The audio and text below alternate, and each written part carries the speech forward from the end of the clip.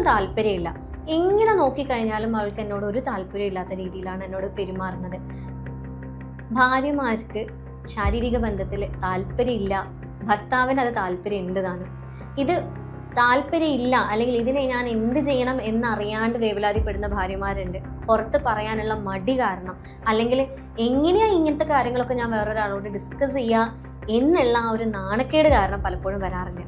അല്ലെങ്കിൽ ഭർത്താവിന്റെ നിർബന്ധത്തിന് മാത്രം വഴങ്ങി വരുന്ന ഒരുപാട് ഭാര്യമാരുണ്ട്. ഇപ്പൊ ചില കേസുകളിൽ സ്ത്രീകൾക്ക് ഭയങ്കര പെയിൻഫുൾ ആയിരിക്കും, അല്ലെങ്കിൽ അസഹനീയമായിട്ടുള്ള വേദനയാണ്. എങ്ങനെ ഞാൻ ശ്രമിച്ചു കഴിഞ്ഞാലും എനിക്ക് ആ വേദന സഹിക്കാൻ പറ്റുന്നില്ല. പലപ്പോഴും ഞാൻ കിടന്നു കൊടുക്കാറാണ്, പക്ഷെ പിന്നീട് എനിക്ക് വരുന്ന നീറ്റിൽ വേറെ ആർക്കും പറഞ്ഞാൽ മനസ്സിലാവില്ല എന്ന് പറഞ്ഞ് കരഞ്ഞ ഒരുപാട് സ്ത്രീകൾ നമ്മുടെ മുന്നിൽ ഉണ്ടായിട്ടുണ്ട്. അതേപോലെ തന്നെ ചില ഇഷ്യൂസ് ആണ്. എനിക്ക് ഒരിക്കലും ഇതിനോട് ഒരു താല്പര്യം തോന്നിയിട്ടില്ല എന്നല്ല ഡോക്ടർ, ഇവര് വരും, ഇവർ സെക്സ് ചെയ്തിട്ട് പോവും, എനിക്കിതിൽ പ്രത്യേകിച്ച് ഗുണമൊന്നും തോന്നിയിട്ടില്ല. രാവിലെ എണീറ്റ് കുളിക്കുക, അല്ലെങ്കിൽ കുളിക്കാണ്ട് അടുക്കളയിൽ കയറാൻ പറ്റില്ല എന്നുള്ളതുകൊണ്ട് ആ ഒരു കുളിയും കൂടെ ഞാൻ വെറുതെ ചെയ്യണല്ലോ, അല്ലെങ്കിൽ കുളിക്കണല്ലോ എന്നുള്ള രീതിയിൽ എനിക്ക് പിന്നെ മടുപ്പ് വന്നു തുടങ്ങി. ഞാൻ എന്തിനാ അങ്ങനെ കിടന്നു കൊടുക്കേണ്ട ആവശ്യം? ഇതിൽ എനിക്കൊന്നും ഇല്ല എന്നാണെങ്കിൽ ഞാൻ എന്തിന് നിന്ന് കൊടുക്കണം എന്ന് ചോദിക്കുന്ന ഒരുപാട് സ്ത്രീകളുണ്ട്. അപ്പൊ നിങ്ങളുടെ ഹസ്ബൻഡിൽ അല്ലെങ്കിൽ നിങ്ങളുടെ വൈഫിന് സെക്സിൽ അല്ലെങ്കിൽ ഈ പറയുന്ന ലൈംഗിക ബന്ധങ്ങളിൽ താല്പര്യമില്ല എന്നാണെന്നുണ്ടെങ്കിൽ എന്താണ് ചെയ്യേണ്ടത്? എന്തുകൊണ്ടാണ് ഈ താല്പര്യക്കുറവ് വരുന്നത്? എങ്ങനെയാണ് ഇതിനെ മാനേജ് ചെയ്യേണ്ടത് എന്നുള്ളതാണ് ഇന്നത്തെ വീഡിയോയിൽ നമ്മൾ ഡീറ്റെയിൽ ആയിട്ട് ഡിസ്കസ് ചെയ്യുന്നത്. ഞാൻ ഡോക്ടർ ഹിബ അബ്ദുൽ മജീദ്, ഡോക്ടർ ഹിബ സാരോവിയ, പെരിന്തൽമണ്ണ, മലപ്പുറം ജില്ല.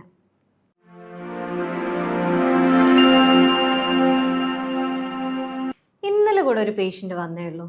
ഡോക്ടറെ, എൻ്റെ വൈഫ് പുറത്തിരിക്കുന്നുണ്ട്, അവരോട് ഒന്ന് പറയണം കേട്ടോ, അല്ലെങ്കിൽ അവർക്ക് എന്താ മെഡിക്കേഷൻ വേണ്ടതെന്ന് വെച്ചാൽ നിങ്ങൾ കൊടുക്കണം കേട്ടോ. ഒട്ടും താല്പര്യമില്ല. എങ്ങനെ നോക്കിക്കഴിഞ്ഞാലും അവൾക്ക് എന്നോട് ഒരു താല്പര്യമില്ലാത്ത രീതിയിലാണ് എന്നോട് പെരുമാറുന്നത്. അന്ന് ഡോക്ടർ ചോദിച്ചില്ലേ എന്താണ്, ഞാൻ ഭയങ്കര ചൂടനാണോ, അല്ലെങ്കിൽ വൈഫിന് എന്താണ് പ്രശ്നം, അല്ലെങ്കിൽ എൻ്റെ അടുത്താണോ പ്രശ്നം എന്നുള്ള രീതിയിൽ ചോദിച്ചില്ലേ. അവളെടുത്ത് ഞാനൊന്ന് മൂടായിട്ട് പോകുമ്പോഴേക്കും അവൾ എന്നെ തട്ടി മാറ്റുകയാണ്, എന്നോട് ചൂടാവുകയാണ്. അപ്പോൾ പിന്നെ സ്വാഭാവികമായിട്ടും എനിക്കും ദേഷ്യം വരില്ലേ എന്നുള്ള രീതിയിലായിരുന്നു അവർ പറയുന്നത്. അപ്പോൾ അവർ പറഞ്ഞതെന്താ വെച്ചാൽ, ഞാൻ നിർബന്ധിച്ച് കൊണ്ടുവന്നതാണ്, നിങ്ങളൊന്നും അവരോട് സംസാരിച്ചിട്ട് കാര്യങ്ങളൊന്ന് സോർട്ട് ചെയ്ത് തരണേ എന്ന് പറഞ്ഞിട്ടാണ് വരുന്നത്. പലപ്പോഴും ഇത് തന്നെയാണ് അവസ്ഥ. ഭാര്യമാർക്ക് ശാരീരിക ബന്ധത്തിൽ താല്പര്യമില്ല, ഭർത്താവിന് അത് താല്പര്യം ഉണ്ട് താനും. ഇത് താല്പര്യമില്ല അല്ലെങ്കിൽ ഇതിനെ ഞാൻ എന്ത് ചെയ്യണം എന്നറിയാണ്ട് വേവലാതിപ്പെടുന്ന ഭാര്യമാരുണ്ട്. പുറത്ത് പറയാനുള്ള മടി കാരണം, അല്ലെങ്കിൽ എങ്ങനെയാ ഇങ്ങനത്തെ കാര്യങ്ങളൊക്കെ ഞാൻ വേറൊരാളോട് ഡിസ്കസ് ചെയ്യുക എന്നുള്ള ആ ഒരു നാണക്കേട് കാരണം പലപ്പോഴും വരാറില്ല. അല്ലെങ്കിൽ ഭർത്താവിന്റെ നിർബന്ധത്തിന് മാത്രം വഴങ്ങി വരുന്ന ഒരുപാട് ഭാര്യമാരുണ്ട്. അപ്പൊ ആദ്യം തന്നെ താല്പര്യക്കുറവിന്റെ കേസ് എടുക്കുകയാണെങ്കിൽ പ്രത്യേകിച്ച് സ്ത്രീകളിൽ പല കാരണങ്ങളുണ്ട്. അതിലൊന്നെന്ന് പറയുന്നത് ചിലപ്പോൾ അവർക്ക് ശാരീരികമായിട്ടുള്ള പ്രശ്നങ്ങൾ കാരണമാവാം. ഇപ്പൊ ചില കേസുകളിൽ സ്ത്രീകൾക്ക് ഭയങ്കര പെയിൻഫുൾ ആയിരിക്കും, അല്ലെങ്കിൽ അസഹനീയമായിട്ടുള്ള വേദനയാണ്. എങ്ങനെ ഞാൻ ശ്രമിച്ചു കഴിഞ്ഞാലും എനിക്ക് ആ വേദന സഹിക്കാൻ പറ്റുന്നില്ല. പലപ്പോഴും ഞാൻ കിടന്നു കൊടുക്കാറാണ്, പക്ഷെ പിന്നീട് എനിക്ക് വരുന്ന നീറ്റിൽ വേറെ ആർക്കും പറഞ്ഞാൽ മനസ്സിലാവില്ല എന്ന് പറഞ്ഞ് കരഞ്ഞ ഒരുപാട് സ്ത്രീകൾ നമ്മളെ മുന്നിൽ ഉണ്ടായിട്ടുണ്ട്. അതേപോലെ തന്നെ ചില ഇഷ്യൂസ് ആണ്. എനിക്ക് ഒരിക്കലും ഇതിനോട് ഒരു താല്പര്യം തോന്നിയിട്ടില്ല എന്നല്ല ഡോക്ടറെ, ഇവർ വരും, ഇവർ സെക്സ് ചെയ്തിട്ട് പോവും, എനിക്കിതിൽ പ്രത്യേകിച്ച് ഗുണമൊന്നും തോന്നിയിട്ടില്ല. രാവിലെ എണീറ്റ് കുളിക്കുക, അല്ലെങ്കിൽ കുളിക്കാണ്ട് അടുക്കളയിൽ കയറാൻ പറ്റില്ല എന്നുള്ളതുകൊണ്ട് ആ ഒരു കുളിയും കൂടെ ഞാൻ വെറുതെ ചെയ്യണല്ലോ, അല്ലെ കുളിക്കണല്ലോ എന്നുള്ള രീതിയിൽ എനിക്ക് പിന്നെ മടുപ്പ് വന്നു തുടങ്ങി. ഞാൻ എന്തിനാ അങ്ങനെ കിടന്നു കൊടുക്കേണ്ട ആവശ്യം? ഇതിൽ എനിക്കൊന്നും ഇല്ല എന്നാണെങ്കിൽ ഞാൻ എന്തിന് നിന്ന് കൊടുക്കണം എന്ന് ചോദിക്കുന്ന ഒരുപാട് സ്ത്രീകളുണ്ട്.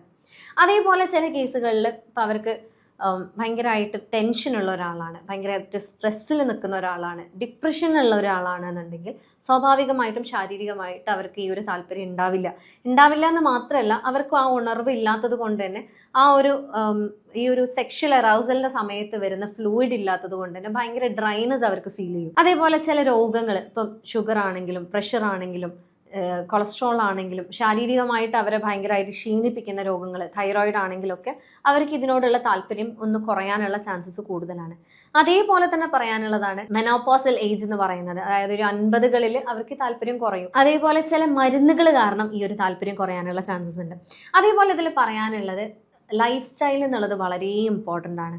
ഇപ്പം എന്നും ഒരേ രീതിയിലേക്കാണ് നിങ്ങൾ രാവിലെ എണീക്കുന്നു, നിങ്ങൾ കാര്യങ്ങളൊക്കെ ചെയ്യുന്നു, മക്കളെ നോക്കുന്നു, ഹസ്ബൻഡിനെ നോക്കുന്നു, വീട് നോക്കുന്നു, നിങ്ങൾ വീണ്ടും രാത്രിയാവുന്നു, കിടക്കുന്നു, വീണ്ടും രാവിലെ എണീക്കുന്നു. നിങ്ങൾക്ക് വേണ്ടിയിട്ട് നിങ്ങളൊരു ടൈം സ്പെൻഡ് ചെയ്യുന്നില്ല എന്നുള്ളൊരവസ്ഥയാണ് എന്നുണ്ടെങ്കിൽ, അതേപോലെ തന്നെ നിങ്ങൾക്ക് വേണ്ടിയിട്ട് നിങ്ങൾ ഒരു എക്സസൈസോ നിങ്ങളെ ശ്രദ്ധിക്കാൻ വേണ്ടിയിട്ടുള്ള ഒരു ഭക്ഷണമോ ഒന്നും നിങ്ങൾ ചെയ്യുന്നില്ല എന്നാണെന്നുണ്ടെങ്കിൽ, സ്വാഭാവികമായിട്ടും അവിടെ ഒരു മടുപ്പ് എന്ന് പറയുന്ന ഒരു സാധനം ക്രിയേറ്റഡ് ആവും. നിങ്ങൾക്ക് ഇതിനോടുള്ള താല്പര്യങ്ങൾ കുറയാനുള്ള ചാൻസസ് കൂടുതലാണ്. അതേപോലെ തന്നെ മറ്റൊരു കേസാണ് വൈഫും ഹസ്ബൻഡും തമ്മിലുള്ള റിലേഷൻഷിപ്പിൽ ഇഷ്യൂസ് വരുന്നത് എന്നുള്ളത്.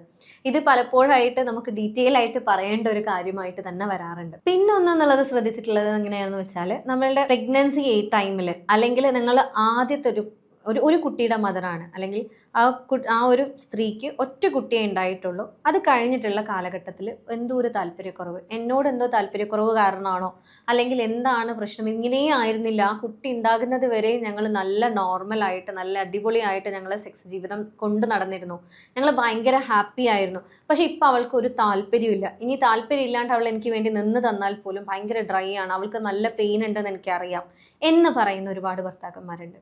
നിങ്ങളോട് എനിക്ക് പറയാനുള്ളത് എന്താണെന്ന് വെച്ചാൽ, പലപ്പോഴും ഈ ഒരു ആദ്യമായിട്ട് അമ്മയാവുന്ന ഒരു സ്ത്രീക്ക് എന്ന് പറഞ്ഞാൽ ഒരുപാട് ചാലഞ്ചസ് അവരുടെ ലൈഫിലുണ്ട്. അതായത് അവർ ആദ്യമായിട്ടാണ് ഒരു കുട്ടീനെ സ്വന്തമായിട്ട് ഫുൾ റെസ്പോൺസിബിലിറ്റി ഏറ്റെടുത്ത് ചെയ്യുന്നത്. അതുവരെ എങ്ങനെയാണെങ്കിലും ഉത്തരവാദിത്തം മൊത്തം അവരുടെ തലയിലില്ല. പക്ഷെ ഈ ഒരു കുട്ടിയെ വളർത്തുക എന്ന് പറയുന്നത്, പാല് കൊടുക്കുക, അല്ലെങ്കിൽ ആ ഒരു ടൈമിന് അവർക്ക് ഫീഡ് ചെയ്യേണ്ടത് എങ്ങനെയാണെന്ന് അറിയില്ല, കുട്ടീനെ എങ്ങനെ പിടിക്കണം എന്നറിയില്ല, കുട്ടീനെ എങ്ങനെ ഉറക്കണം എന്നറിയില്ല, കുട്ടി വല്ലാണ്ട് കരയുമ്പോൾ ബാക്കിയുള്ളവരുടെ റിയാക്ഷൻസിനോട് എങ്ങനെ പെരുമാറണം എന്നറിയില്ല. പലപ്പോഴായിട്ട് പോസ്റ്റ്പാർട്ടം ഡിപ്രഷൻസ് ഉണ്ടാവാറുണ്ട്, ഇതിനെങ്ങനെ ഹാൻഡിൽ ചെയ്യണം എന്നറിയില്ല.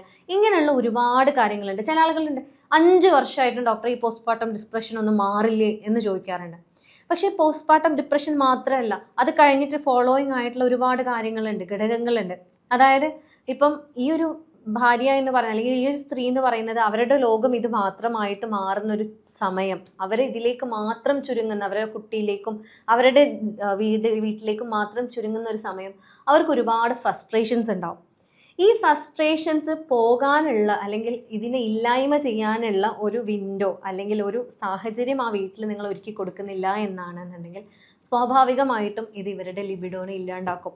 കാരണം ഇവർക്ക് എപ്പോഴും ഏത് നേരവും നിനക്ക് ദേഷ്യമാണ്, ഏത് നേരവും ഇവർക്ക് ഇങ്ങനെ ഒരു സ്വഭാവമാണ്, ആ കുട്ടി ഉണ്ടായതിനു ശേഷം ഇങ്ങനെയാണ് എന്ന് പറഞ്ഞ് പരാതിപ്പെടുന്ന ഒരുപാട് ഭർത്താക്കന്മാരെ നമ്മുടെ അടുത്ത് വന്നിട്ടുണ്ട്. ഇവരോട് എനിക്ക് പറയാനുള്ളത് അതാണ്. കാരണം നിങ്ങളുടെ വൈഫിന് ആ ഒരു ടൈമിൽ കിട്ടേണ്ട ആ ഒരു കെയർ, അല്ലെങ്കിൽ ഒന്ന് ചേർത്ത് പിടിച്ചാൽ മതി. ചിലപ്പം കുറച്ചു നേരം ഒന്നിച്ചിരുന്ന് വർത്താനം പറയാനായിരിക്കും അവർ ഇഷ്ടപ്പെടുന്നത്. പലപ്പോഴും സ്ത്രീകൾ വന്ന് പറയാറുള്ളത്, ഡോക്ടർ രാവിലെ മുതൽ രാത്രി വരെ എനിക്ക് പണിയാണ്. അങ്ങനെ പറയും, നീ ഉച്ചയ്ക്ക് ഉറങ്ങുന്നുണ്ടല്ലോ, പിന്നെ നിനക്ക് ഇല്ലല്ലോ, പിന്നെ നീ എന്തിനാ ഇങ്ങനെയൊക്കെ വിചാരിക്കുന്നത് എന്നൊക്കെ. പക്ഷെ എങ്ങനെ നോക്കിയാലും ഇപ്പം ഞാൻ ഉച്ചയ്ക്ക് കിടന്ന് ഒരു 3 മണി ആകുമ്പോഴേക്കും എൻ്റെ മോന് വരും. മോന് വന്നു കഴിഞ്ഞാൽ മോനുള്ള കാര്യങ്ങൾ ഞാൻ ഉണ്ടാക്കണം, എല്ലാം ഞാൻ തന്നെ ചെയ്യണ്ടേ. പിന്നെ രാത്രി വരുമ്പം ഞാൻ എങ്ങനെ ഉണർന്നിരിക്കേണ്ടത്, എനിക്ക് പലപ്പോഴും എങ്ങനെയെങ്കിലും ഒന്ന് ഉറങ്ങി കിട്ടിയാൽ മതി എന്നുള്ള താല്പര്യത്തിലാണ് ഞാൻ വന്നിട്ടുണ്ടാവുക. പക്ഷേ മൂപ്പർക്ക് അപ്പോൾ അതൊന്നും പറഞ്ഞാൽ മനസ്സിലാവില്ല. ഞാൻ അവരോട് സ്നേഹമില്ലാത്തതുകൊണ്ട് എന്നുള്ള രീതിയിലാണ് എന്നെ അവർ കൺസിഡർ ചെയ്യുന്നത് എന്നുള്ളതാണ് പലപ്പോഴും സ്ത്രീകൾ പറയാറുള്ളത്. ഇവിടെ അവരാഗ്രഹിക്കുന്നത് നിങ്ങൾ കുറേ പണി ചെയ്തു കൊടുക്കണം എന്നുള്ളതല്ല.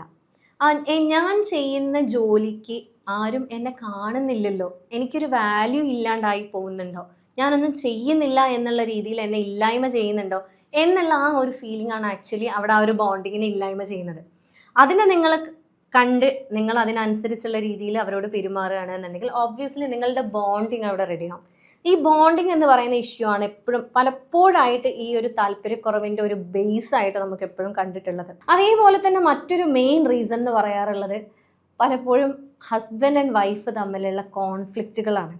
അതായത് ഇപ്പം അടുത്തും കൂടെ ഒരു പേഷ്യൻ്റ് ഉണ്ടായിരുന്നുള്ളൂ, അവരെന്നോട് പറഞ്ഞ്, ഡോക്ടറെ ഇതേപോലെയാണ്, വൈഫിന് താല്പര്യം ഇല്ല എന്ന് പറഞ്ഞിട്ടാണ് വൈഫിനെ കണക്ട് ചെയ്തതെന്ന്, ഒരു ഓൺലൈൻ കേസായിരുന്നു. അപ്പം വൈഫിനോട് പറഞ്ഞു, ഡോക്ടർ ഒന്ന് എൻ്റെ സ്ഥാനത്ത് നിന്ന് ചിന്തിക്കുക, എൻ്റെ ഹസ്ബൻഡ് നല്ല രീതിയിൽ എന്നെ സ്നേഹിക്കുന്നുണ്ട്, എന്നെ നോക്കുന്നുണ്ട്, എനിക്ക് എല്ലാ കാര്യങ്ങളും വാങ്ങി തരുന്നുണ്ട്, ഒക്കെ എനിക്ക് മനസ്സിലാവും. പക്ഷേ ദേഷ്യം എന്ന് പറഞ്ഞാൽ ആളൊരു ബിസിനസ്മാൻ ആണ്. അതുകൊണ്ട് എന്ത് പറഞ്ഞാലും എന്ന് പറയുമ്പോഴത്തേന് അതിൻ്റെ അപ്പുറം വല്ല രീതിയിലേക്കുള്ള ഒരു ചൂടാവലാണ് ആളുടെ അടുത്ത് നിന്ന് വരാറുള്ളത്. ചിലപ്പം ഭയങ്കരമായിട്ട് ഹേർട്ടായി പോവാറുണ്ട്. പക്ഷേ ഈ രീതിയിൽ ഹേർട്ടായി പോയി ആൾ വീട്ടിൽ നിന്ന് അങ്ങ് ഇറങ്ങിപ്പോവും. ആൾ എവിടേക്കാന്ന് വെച്ചാൽ ഇറങ്ങിപ്പോവും. പിന്നെ അതിനോട് മിണ്ടൊന്നുമില്ല, അങ്ങ് ഇറങ്ങിപ്പോവും. പക്ഷെ ഞാൻ ഇവിടെ വീട്ടിൽ ഒറ്റയ്ക്കാണ്, ഞാൻ ഈ വീട്ടിലെ ബാക്കിയുള്ള പണികളൊക്കെ ചെയ്യുമ്പോൾ എൻ്റെ മനസ്സിൽ ഈ പറഞ്ഞ കാര്യങ്ങൾ തന്നെയാണ് റിവൈൻഡ് അടിച്ച് ഞാൻ കേട്ടുകൊണ്ടിരിക്കുന്നത്. അത് കഴിഞ്ഞ് ഞങ്ങളൊരു സംസാരിക്കുന്നില്ല, ഞങ്ങൾ ഓക്കെ ആകുന്ന രീതിയിലേക്ക് ഒരു വർത്തമാനം പറയുന്നില്ല, എന്നെ ഒന്ന് സാന്ത്വനപ്പെടുത്തുന്നില്ല, ഞാൻ ഓക്കെ ആണോന്ന് വന്ന് ചോദിക്കാറ് പോലുമില്ല. പിന്നെ ആൾ വരുന്നത് രാത്രിയാണ്. രാത്രി ആൾ വരുമ്പോഴേക്കും ഞാൻ നോർമൽ ആവണം. എങ്ങനെയാണ് എനിക്കൊരു നോർമൽ ആവാൻ പറ്റുന്നത്? ആൾ പുറത്ത് ബാക്കിയുള്ള ആളുകളോടൊക്കെ സംസാരിച്ച് ആളൊന്ന് മൈൻഡൊക്കെ ഓക്കെ ആക്കി ആൾ ഓക്കെ ആയി, എനിക്ക് ഓക്കെ ആവാൻ പറ്റുന്നില്ല. എന്നിട്ട് ഞാൻ ഓക്കെ അല്ല എന്ന് പറഞ്ഞ് ഞാൻ സെക്ഷലി സാറ്റിസ്ഫൈ ചെയ്യാൻ ആൾക്ക് വേണ്ടി നിന്ന് കൊടുക്കുന്നില്ല എന്ന് പറഞ്ഞു കഴിഞ്ഞാൽ എനിക്ക് താല്പര്യക്കുറവാണെന്നുള്ളത് നിങ്ങൾക്ക് പറയാൻ പറ്റുമോ? ഇതാണ് ആ ഒരു ലേഡി എന്നോട് ചോദിച്ച ചോദ്യം. ഇത് തന്നെയാണ് പലപ്പോഴും പല സ്ത്രീകൾക്കും ഉണ്ടാകുന്നത്. അതായത് അപ്പം ഹസ്ബൻഡ് എന്നോട് പറഞ്ഞത്, ഡോക്ടറെ ഇത് ഇന്നലത്തെ കാര്യമല്ല, ചിലപ്പോൾ പറയാൻ തുടങ്ങി കഴിഞ്ഞാൽ 10 കൊല്ലം മുന്നത്തെ കാര്യം അടക്കം അവൾ എടുത്തിടും. പിന്നെ ഞാൻ എന്താ ചെയ്യുക? എനിക്ക് ചിലപ്പോൾ ഓർമ്മ പോലും ഉണ്ടാവില്ല അന്നുണ്ടായ കാര്യം എന്താണ് എന്നുള്ളത്. പഴയ കാര്യങ്ങൾ എടുത്തിട്ടിട്ട് എന്താ ഇപ്പം കാര്യം എന്നുള്ളത്. പക്ഷെ പലപ്പോഴായിട്ട് നിങ്ങൾ മനസ്സിലാക്കേണ്ട ഒരു കാര്യമുണ്ട്. അത് സ്ത്രീ ആണെങ്കിലും പുരുഷനാണെങ്കിലും ഇത് ആരുടെയും തെറ്റല്ല. ഓക്കെ, നിങ്ങൾ തമ്മിൽ ഒരുപാട് കോൺഫ്ലിക്ട്സ് ഉണ്ടായിട്ടുണ്ടാവും, പല രീതിയിലുള്ള തെറ്റിദ്ധാരണകൾ ഉണ്ടായിട്ടുണ്ടാവും. ഇത് നിങ്ങളുടെ കുറ്റമല്ല. നിങ്ങളെപ്പോഴും സ്നേഹിക്കാൻ വേണ്ടിയിട്ട് മാത്രമാണ് നിങ്ങൾ ശ്രദ്ധിക്കേണ്ടത്. അതായത് നിങ്ങളുടെ മുൻഗണന എന്ന് പറയുന്നത് സ്നേഹം എന്നുള്ളതാണ്. ഞാനാണ് ശരി, നീയാണ് ശരി എന്നാണെന്നുണ്ടെങ്കിൽ ഒരിക്കലും അവിടെ ആ ഒരു സ്നേഹത്തിന് വിലയില്ലാണ്ടാവും. നിങ്ങൾക്ക് പലപ്പോഴും എന്താ സംഭവിക്കുന്നതെന്ന് വെച്ചാൽ ഒരു പ്രശ്നം ഉണ്ടായിക്കഴിഞ്ഞാൽ പലപ്പോഴും പുരുഷന്മാർ അതിൽ നിന്ന് ഒന്ന് മാറി നിന്ന് കഴിഞ്ഞാൽ അവരുടെ മൈൻഡ് ഓക്കെ ആവും. അപ്പോൾ അവരും അത് തന്നെയാണ് എക്സ്പെക്ട് ചെയ്യുന്നത്. സ്ത്രീകൾ ആ ഒരു കാര്യത്തിനെ കുറിച്ച് ആലോചിക്കുന്നത് മാറി വേറെ എന്തെങ്കിലും ചെയ്ത് കഴിഞ്ഞാൽ അവർ ഓക്കെ ആവുമല്ലോ എന്നുള്ളതാണ്. ഇതിങ്ങനെയാണ് പടച്ചോൻ നിങ്ങളെ ഉണ്ടാക്കിയിട്ടുള്ളത്. നിങ്ങളുടെ സൈക്കോളജി ഇങ്ങനെയാണ്. സ്ത്രീൻ്റെയും പുരുഷൻ്റെയും എൻറ്റയർലി ഡിഫറെൻറ്റ് സൈക്കോളജിയാണ്. ഇത് ആരുടെയും കുറ്റമല്ല.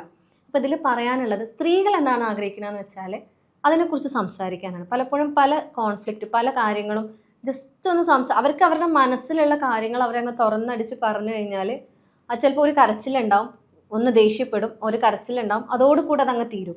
അത് ആ ഒഴുക്കിൽ അങ്ങ് തീർന്നു പോയി ആൾ പിന്നെ ഓക്കെ ആവും.